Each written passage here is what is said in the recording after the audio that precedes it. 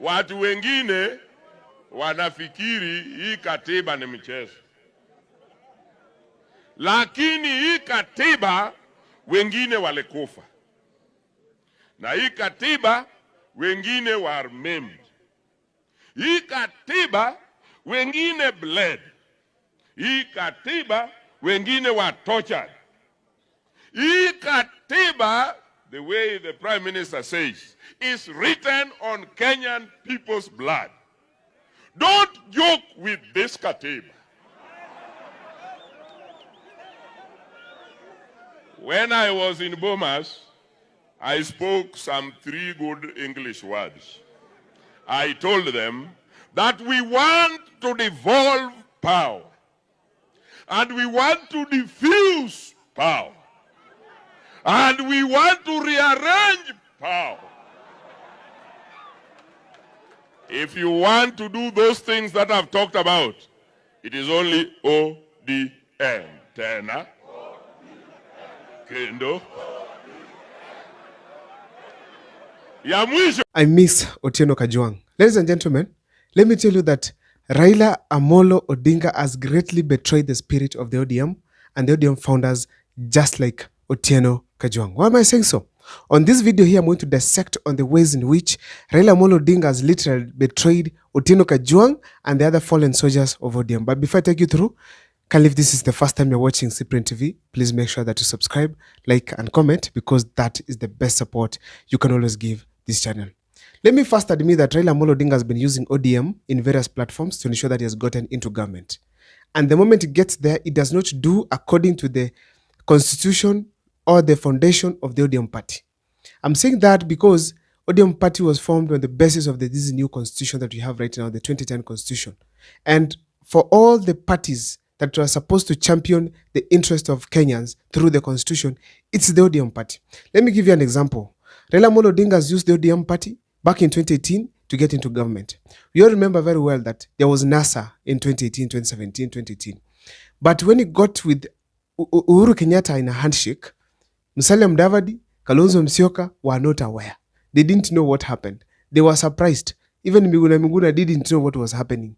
Actually, no one knew except Uhuru Kenyatta and Raila Amolo Odinga themselves. So therefore, he used the ODM party to get into government and ignore the others. Secondly, if you look at this 2022 to 2024 now handshake that they have had with President William Ruto, the fact means that it's only ODM out of the entire Azimio that has joined the government. And if you check critically, Raila Amolo Odinga is now using only ODM party members and ODM party officials and ODM MPs to get various positions and also enjoy the privileges of being in government. That is a very clear indication that Raila Amolo Odinga is purely using the ODM party in every occasion to betray others and also ensure that he's in government. Now, let me first begin. How has Raila Amolo Odinga betrayed these people, especially Otieno Kajwang? The first thing, when Raila Amolo Odinga and ODM party gets into a coalition with other parties, for instance, Jubilee Party and others, just here in 2022, they had an agenda for this country. They had things that they wanted to do. They had certain manifesto they sold to the people of Kenya, and they diligently bought those manifesto and accepted to vote for Raila Amolo Odinga successfully. But Raila Amolo Odinga disregarded the opinions and also the ideas and the presidency of other parties. He went ahead to make his own decisions without considering these other parties that gave Raila Amolo Odinga the power, the energy, and the support across the country to get the 6.9 million votes that he received. Imagine. So that betraying of other parties, democratically established parties with supporters who trusted Raila Amolo Odinga, it's the first betrayal that Raila Amolo Odinga has made to those fallen soldiers. They will not like, Otieno Kajwang would not like you people to betray other parties that have supported Raila Amolo Odinga. For instance, the Wiper Party. People who have been standing for Raila Amolo Odinga not just once, not just twice, but thrice successfully in very difficult circumstances. So that's the first betrayal that I feel strongly that people like Otieno Kajwang, as we speak today, they're turning in their graves.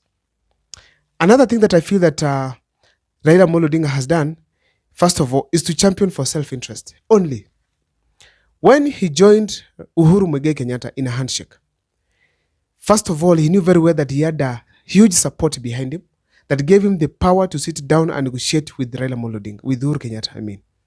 If you remember at Uhuru Park, it was full of supporters who believed in Raila Amolo Odinga's ideologies that he sold to them. The people who gave him the support that made him to be recognized, to be respected, to an extent that he could sit with the president on the table and decide to structure BBI. But now, when Raila Amolo Odinga got into government, there's nothing completely that he did which was in his manifesto or which was in the interest of the people who supported him. Raila Amolo Odinga, let me just give an example of some of the few things that he sold to the people of Kenya and they felt like this should be fixed. Number one is the issue to do with loans. He said that the country must stop borrowing. We have borrowed excessively. And our money that we borrow, it's being wasted, especially during Uhuru Kenyatta's time. A lot of money was wasted in the country. But when Raila Amolo Odinga got into a handshake, he went mum. He did not talk about the loans at all. In fact, he went ahead now to support borrowing and changed the tune and started saying that you can borrow, but you can use it well. Despite going beyond the limit that we should have as a country. He said it. Raila Amolo Odinga, just before that time, he was talking of what he called the Eurobond that was wasted by Uhuru Kenyatta and William Ruto. But the moment he got into the handshake, the Eurobond disappeared until recently when it was being paid by William Ruto, his friend. So therefore, Raila Amolo Odinga betrayed his supporters. Instead of taking care of his interest, of their interest, he goes for only his benefit. I'm going to show you guys exactly what Raila Amolo Odinga did to benefit himself. Let me add a few things that Raila Amolo Odinga did to betray his supporters. He talked of the cost of living. But you all remember before 2022, the cost of unga had gone almost 250 shillings. We all saw what was happening in the country. And it was very sad that Raila Amolo Odinga, despite being in government, he did not consider his people who supported him. Well, how did he get the support in return? To fit now the self-interest agenda.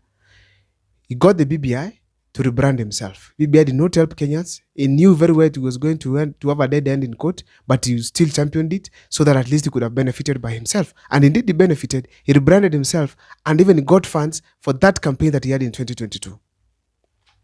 Apart from that, we also saw that he was enjoying the state power. Security under there, restored to his support, his leaders around him. And he was enjoying. He was enjoying. Another thing that I feel here strongly that Raila Amolo Odinga has done to betray the people who fought for ODM and the ODM spirit, it is the fact that development is really down in this country. When he sat with Uhuru Kenyatta was doing his projects.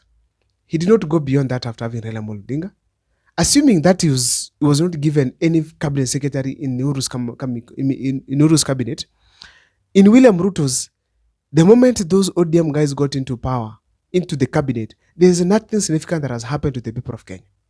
Through them, Raila Amolo Odinga has betrayed the spirit of ODM. Look at Mbadi. He's championing for collection of taxes instead of championing for prevention of leakage of the taxes that Kenyans give to the government. Instead of sealing the loopholes and ensuring that even if it is 1 billion that is collected from Kenyans, it is used well, Mbadi just simply lets the money get used badly. Instead, he has concentrated on bringing more money to be stolen, betraying the spirit of ODM. Look at Upio Wandai. He's simply doing what Ruto used to do, going to houses and just pressing that switch to switch on the electricity. And it's not for free. In short, just PR here and there. Ali Hassan Joe is talking about mining. In Migori County, where Raila Amolo Odinga is getting a huge support because that is his backyard. As we speak, there are gold mines there and other minerals. But as we speak today, there is nothing significant that those people have benefited after Hassan Joho became the cabinet secretary. There's no structure on how mining can benefit that region. Not just that. Go to Turkana here. We are having oil that is being mined there. But still the same oil being extracted there does not benefit the people around there. Not even in Kenya we have felt the impact of having oil. In a nutshell, that is betraying the spirit of the ODM party. To sum it up, is the issue to do with abductions. Once Raila Amolo Odinga joined government, he knows very well that ODM party played actually a significant role on ensuring that we've had the new constitution, simply to end the extrajudicial killings that we used to have and abductions at Nyayo chambers. But as we speak today, the abductions have come back in the watch of Raila Amolo Odinga while in government with William Ruto. People abducted, eventually found killed. And Raila Amolo Odinga is having a handshake with William Ruto. How do we say that that is not a betrayal to ODM's spirit? Why do you think that we can't say it? It's clear that Raila Amolo Odinga betrayed the spirit of Otieno Kajwang. Listen to how Otieno Kajwang is saying. The ODM party and the constitution of this country were established basically after death of so many people. And then when you have the opportunity to ensure that things are going well, you mess up. You make them worse. Lastly, it has been used, the ODM party has been used to fight some constitutional and independent offices of this country. Recently, we also saw what happened to Margaret Nyakango and, of course, the Auditor General, Nancy Gadongo. These two ladies are the only ones who are standing in this country working according to the constitution. The moment they highlighted some fishy things from government, the MPs led by the minority leader, Junet Mohammed, a senior person in the ODM party, went to attack and threaten the impeachment of these two brilliant ladies in the presence of Raila Amolo Odinga. Is that not betraying the ODM spirit and the entire constitution and betraying the spirit of Otieno Kajwang and the others who fought for this constitution? I don't know what's your take, ladies and gentlemen. Let me see in the comment section whether we are on the same page as far as betrayal is concerned.